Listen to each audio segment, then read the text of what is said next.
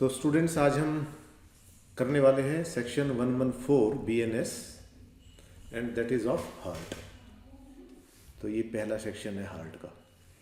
तो हर्ट दो तरह की होती है, जैसे जनरली आप सुनते हो ना कि उसने मुझे हर्ट किया, तो सेंटिमेंटल भावनात्मक भी होती है, मेंटल भी होती है, लेकिन यहाँ हम जो बात कर रहे हैं वो हर्ट है केवल bodily pain. Whoever causes bodily pain, disease और infirmity to any person is said to cause hurt. तो डिजीज भी जैसे इन्फेक्शंस वगैरह होते हैं ना, तो वो सब डिजीज इसमें आ जाएगी। इन्फर्मिटी उसकी क्षमता को कम करना, तो ये सारी चीज़, तो उसको हम किस में कहेंगे? हर्ट में। तो we have defined hurt over here. यहाँ पे सब सिर्फ हमने हर्ट को डिफाइन किया है। अब हम इसी, क्योंकि हर्ट का ही एग्रावेटेड फॉर्म आगे आने वाला है, ग्रीवियस हर्ट जिसको हम बोलते हैं। अब हर्ट में किसी भी तरह का बॉडी पेन, जैसे चांटा मार दिया तो उससे भी तो पेन होगा, धक्का मार दिया, गिरा दिया, उससे चोट आ गई तो वो भी बॉडी पेन है। तो ये सारी चीज़ें इसके अंदर आएंगी हर्ट के अंदर। लेकिन हर्ट की इंटेंसिटी कितनी होगी? ये सिंपल हर्ट है, और जहाँ इसकी इंटेंसिटी बढ़ जाती है तो वहाँ ग्रीवियस हर्ट में आ जाती है। तो किसी का कॉलर पकड़ लेना, कॉलर पकड़ के आपने जोर से हिला दिया, तो ये क्या है? ये वैसे तो वो क्या कहेगा, तूने मेरे गिरेबान पे हाथ डाला, उसको किस चीज़ में ले गया? भावनात्मक रूप में ले गया, तेरी इतनी हिम्मत, तूने मेरे गिरेबान पे हाथ डाला। लेकिन वहाँ चोट नहीं पहुँची तो बात अलग है। लेकिन यदि उसने गिरेबान पकड़ के बहुत ज़ोर से किया, गले के ऊपर स्क्रैचेस आ गए, निशान आ गए, उसको दर्द हुआ, पेन हुआ, तो फिर वो हर्ट उसमें आ जाएगी। तो यहाँ पर हम आगे देखते हैं इसी को। तो whoever does any act with the intention thereby causing hurt, पहला क्या होना चाहिए? Intention. Intention thereby causing hurt to any person or with the knowledge that he is likely thereby to cause hurt to any person and does thereby cause hurt, तो क्या कहा जाएगा? Voluntary, जानबूझकर उसने हर्ट पहुंचाई। तो वॉलेंट्री वर्ड इसलिए use हुआ है यहाँ पर, ये तो सेक्शन 114 के अंदर तो डिफाइन किया है, 115 के अंदर बताया है कि अपराध क्या है। तो अपराध क्या है? वॉलेंट्री, जानबूझकर। आप जा रहे हैं, गलती से किसी को टक्कर लग गई, कोई चीज़ लेके जा रहे हैं हाथ में पकड़कर, वो गलती से किसी को उससे चोट पहुंच गई, चलते चलते कोई आपसे टकरा गया, आप किसी से टकरा गए, तो वो दैट इज एक्सीडेंटल, वो वॉलेंट्री नहीं है, तो वो हर्ट इसमें नहीं आएगा। हर्ट क्या है? जानबूझकर, नोइंगली। इसके अंदर वर्ड्स का यूज हो रहे हैं, आप देखो, knowledge, with the knowledge that he is likely to hurt any person, कि उससे चोट पहुंचेगी, वो सब। तो ये सब किस में आएगा? तो ये सब आएगा आपका हर्ट के अंदर, ठीक है। सेकंड देखो इसी का, whoever accept in the case provided in subsection 1। अब सेक्शन ये जो है सेक्शन 122 ये बात कर रहा है जब कोई प्रोवोक कर रहा है आपको।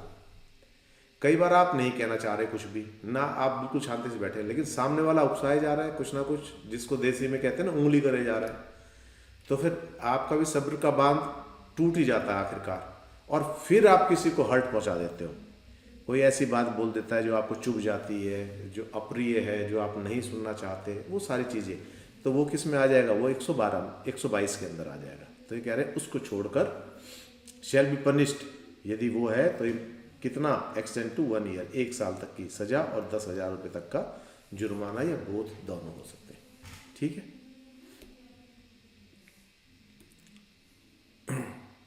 अब 16 देखिए, 116 ग्रीवियस हर्ट। तो ग्रीवियस हर्ट कौन सा होगा? हर्ट तो सारे ही हैं जिसमें इंटेंसिटी बढ़ जाएगी, और ग्रीवियस, तो हमने ग्रीवियस को, हम हर्ट को दो भागों में बांट दिया कि हर्ट का यदि इंटेंसिटी इससे ज़्यादा हो जाती है, उसके अंदर यही चीज़ हो जाती है, तो हम किस में ले लेंगे? उसको ग्रीवियस में ले लेंगे, और उससे पहले सारे किसके अंदर आ जाएंगे? हर्ट के अंदर आ जाएंगे।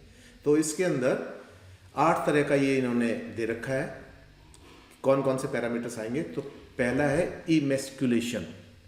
तो ये जर्नली तो मेडिकल टर्म्स में यदि हम बात करें तो मेल जेनाइटल ऑर्गन से है, यदि वो इरेक्शन में कोई दिक्कत आ रही है तो वो है।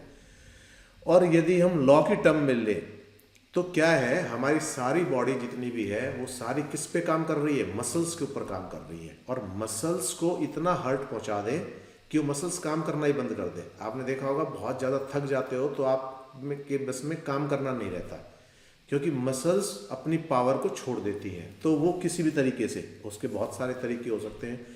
बहुत ज़्यादा मारपीट करके मसल्स को डैमेज कर दिया, डंडा वंडा मारा, कुछ ऐसी चीज़ मारी, तो वो उससे भी हो सकता है। कुछ और बहुत ज़्यादा वजन रख दिया आपके ऊपर, ये सारी चीज़ें। तो they are so many ways, उसके बहुत सारे तरीके होते हैं। तो यदि जानबूझकर ऐसा कुछ किया है जिससे कि आपकी जो कैपेसिटी है वो कम हो गई, आपकी जो काम करने की क्षमता है, जो ताकत है वो कम हो गई, तो वो किस में आ जाएगा? इमैस्कुलेशन में आ जाएगा। ठीक है, साधारण शब्दों में ये समझ लो ना कि यदि आपकी मसल्स को कोई डैमेज कर देता है, आपको हाथ ऊपर करके खड़ा करा दिया बहुत देर तक, या बहुत देर तक उठक बैठक करा दी, ये सारी कराती, तो आपकी मसल्स क्या हो जाती है? स्ट्रेन हो जाती है मसल्स, और फिर काम करना बंद कर देती है। आपने देखा होगा कि उसके बाद आपसे काम होता ही नहीं है। तो उस स्टेज में क्या होती है? मसल्स स्ट्रेन हो जाती है। तो वो मसल्स चोट की वजह से भी हो सकती है, वो मसल्स कुछ दवाइयों की वजह से भी हो सकती है, वो मसल्स किसी भी एक पोजीशन में बहुत ज़्यादा देर तक आपको रोके रखे तो भी। आपने देखा होगा कि जब वो हाईजैक हुआ था कंधार में एयर इंडिया का विमान, तो उनको 3 दिन तक यूँ ही बैठाए रखा था। 3 दिन 2 दिन जितना भी टाइम था, मैं उसमें नहीं जा रहा, पर बहुत लंबे समय तक उनको नीचे करके कि आप गर्दन नहीं उठाओगे, तो एक ही पोजीशन में बने रहना, तो उससे भी ये सारी दिक्कतें आ जाती है, मसल स्ट्रेन कर जाती है। तो पहला ये हो गया। दूसरा है permanent prevention of site of either I. आँखों की जो कैपेसिटी है, जिस कैपेसिटी के अंदर वो देख पा रही हैं, उससे कम हो जाना। वो चोट की वजह से हो सकती है, और किसी वजह से कोई चीज़ ऐसा केमिकल वगैरह आप किसी की आँख में डाल दें, उससे हो जाए, तो सब इसके अंदर ग्रीवियस हर्ट में आ जाएगी। इसी तरह से ईयर को लेके कान का सुनना कम हो जाता है, तो ठीक है, तो वो ईयर में आ गया, आई में आ गया। और मेंबर और जॉइंट, सारा जो ढांचा मैंने आपको बताया है वो भी इसी तरह से है। आपकी बोन्स है, बोन्स खाली काम नहीं कर सकती, उसके ऊपर मसल्स का एक वो ढांचा है। जैसे ये बाइसेप्स है, ट्राइसेप्स, बाइसेप्स, ये सब मसल्स के अलग अलग नाम दिए हुए हैं। उन मसल्स के अलग अलग फंक्शन है। हाथ को यूँ उठाना है तो कोई और मसल काम करेगी, हाथ को यूँ उठाना है तो दूसरी मसल एक्टिवेट हो जाएगी। मसल्स तो सारी काम करेगी, लेकिन एक ज़्यादा तौर पे काम करेगी, तो वो सब। तो उसमें भी यदि वो मेंबर और जॉइंट काम करना बंद कर देता है, जॉइंट किसकी मदद से काम कर रहे हैं? अब ये जो हड्डियाँ हैं, ये हम कैसे कर रहे हैं? ये मसल कॉन्ट्रैक्ट हो रही है तो ये उठा पा रही है, और ये रिलैक्स होगी तो आपका हाथ नीचे जाएगा। तो ये सब, तो उसके बारे में बात कर रहे हैं यहाँ पर। ये देखो, डिस्ट्रक्शन और permanent impairing of the power of, कोई भी ताकत आपकी कम हो जाती है कोई काम करने की, तो जैसे बहुत ज़्यादा चोट लग जाती है तो चला भी नहीं जाता, आपने देखा होगा इस तरह से करके। तो वो क्या है? Permanent impairing. जैसे इसका एक और उदाहरण देता हूँ। रीढ़ की हड्डी बड़ी नाजुक होती है, आपने देखा होगा, रीढ़ की हड्डी पे किसी ने डंडा मार दिया तो फिर परमानेंट इम्पेयर हो जाता है, वो नीचे का काम करना बंद कर देता है हिस्सा। ठीक है, रीढ़ की हड्डी में पर्टिकुलर किस जगह पे चोट लग गई तो उससे जैसे हाथ ने काम करना बंद कर दिया, कोई नर्व चॉक हो गई, वो सब। ठीक है, जैसे आपने देखा होगा कि सर्वाइकल कईयों को हो जाता है ना, तो बस यहाँ देख नहीं पाते, इस तरह से रहते हैं। तो इसी तरह से उस पर्टिकुलर किसी जगह ऐसी चोट मारना कि उससे आपकी पावर, उस बॉडी पार्ट को एक्टिवेट करने की पावर खत्म हो जाए। जैसे मैंने उदाहरण दिया, रीढ़ की हड्डी में चोट लग जाने से आपने देखा होगा पैरालाइज टाइप हो जाते हैं, नीचे के पैर ही काम नहीं करते, तो वो उसमें आ जाएगा।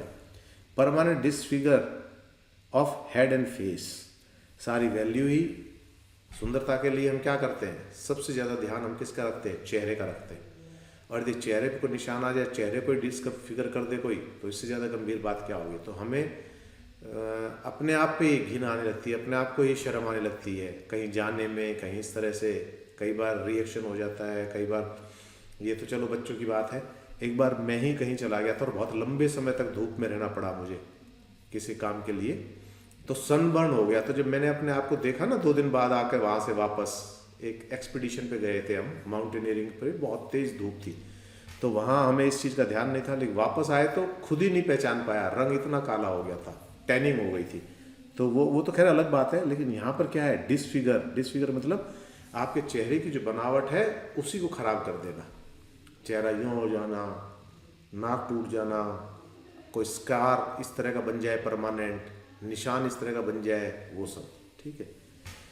फ्रैक्चर, ये सबको आप पता ही है, कोई भी हड्डी टूट जाती है फ्रैक्चर बोलते हैं। Dislocation of any bone, dislocation का मतलब होता है जैसे आपके ये कंधे हैं तो ये प्रॉपर सॉकेट के अंदर चल रहे हैं, एक सॉकेट है उसके अंदर मूवमेंट हो रही है, एक बॉल बनी हुई है, ऐसे ही आपके पैरों की ये है, तो उस वहाँ से डिसलोकेट हो जाए अपनी जगह से, वो भी हो जाए। और फ्रैक्चर का मतलब है टूटना हो जाए, और दांत टूटना, तो ये सब किस में आ जाएगा, ये सब आपके ग्रीवियस हर्ट के अंदर आ जाएगा। And last one is any hurt which endangers life, कोई भी, यहाँ तो इनके बाहर, इनके अलावा कोई भी हर्ट किस तरह की है जो आपकी जान को ही रिस्क में डाल दे, और which causes sufferer to be during the space of 15 days in severe bodily pain and unable to follow his ordinary pursuits। 15 दिन तेज दर्द के अंदर आपके बीते, या तो वो हो जाए, और या ऑर्डिनरी परस्यूट्स, जैसे मान लो जो आपके दैनिक काम है वही काम ना कर पाए आप, तो वो उसके अंदर भी आ जाएगा। तो यदि 15 दिन के पीरियड के लिए यदि आप इस तरह से हैंडीकैप्ट हो जाते हैं, पहली एंडेंजर्स लाइफ, जीवन के लिए खतरा बन गया, ये है, और दूसरा आपका क्या हो गया, सफर, ऐसी कोई चोट इस तरह से कि 15 दिन के लिए आपको पेन से गुजरना पड़ रहा है, सीवियर पेन, ऐसा पेन नहीं, हल्का पेन नहीं, हल्की चोट में पेन हो जाता है, लेकिन यहाँ है सीवियर पेन, बहुत गहरे दर्द से गुजरना पड़ रहा है। या इस तरह का कोई वो हो गया कि आप ऑर्डिनरी, आप लैट्रिन भी नहीं जा पा रहे, आप चल भी नहीं पा रहे ढंग से, वो ऑर्डिनरी परस्यूट्स उनमें आते हैं, तो ये सब हो जाएगा। तो क्या हो जाएगा, ये सब हो जाएगा आपका ग्रीवियस हर्ट। क्लियर। विवेचना जुडिशरी एकेडमी, आपका लक्ष्य हमारा विश्वास।